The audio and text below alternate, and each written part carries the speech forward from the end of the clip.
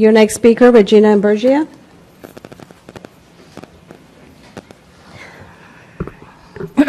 Good morning, Mayor Rawlings. I'm Regina Imburgia from the 14th District, and I'm here to talk again about fluoride. I know I'm very persistent because persistence sometimes pays off, and I've met a doctor, and his name is Dr. William Osmondson. And I asked him, because he's a dentist, and he also has a master's in public health, and he also has an MK, and an MK means he was a missionary kid. And this dentist, for 25 years, believed in the fluoridation and fluoride being good for your teeth. He wrote prescriptions for it. He had no idea that what we're bringing forward was even out there. I mean, even if he did, he probably would have looked the other way like most people do, because you assume it has to be good because the CDC said in their statement years ago that it is one of the top 10 health achievements of the 20th century.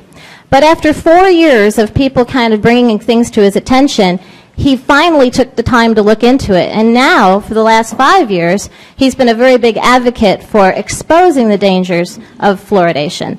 So I bring to you guys, another time that I'm bringing to you, I want to say to you that there has to be a reason that the health minister in Israel on August 26th has decided to ban fluoridation for 7 million people in her country. There has to be a reason that in Canada, where 2/3 of the communities used to fluoridate, it's now half of that.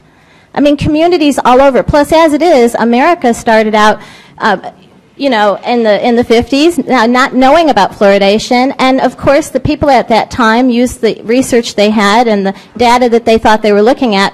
But then they didn't go forward with researching more. There was a decline. I know several people even here have mentioned that their parents had worse cavities than they do, and it's anecdotal like that. But there was a decline and decay across the world because people were learning about hygiene and better food. In Scotland, they have a Child Smiles program that's very, very effective. And it's just, in the poverty areas, we still have the decay, even though the big cities, Dallas fluoridates, and all the other big cities do too. And that's where the cavities are, is in the poverty areas. It really is a nutrition, education, and hygiene issue. And the fluoridation is an issue that needs to be looked at as systemically, or whatever the word's called, in your body. When the CDC made that statement, it wasn't the whole CDC. It was the oral division of only 30 people that said that statement. They didn't look into the body and how when it's ingested. So, please, I'm going to keep coming, and several other people are, and I want you to have that little thing in your mind. Think about it. How could the health minister of Israel, 7 million people, why are these people thinking that it's not a good idea? It's not tinfoil hat. It's not crazy. Thank you very much. I hope you'll have another committee meeting on it and look into it and have a debate. Thank you very much. Thank you.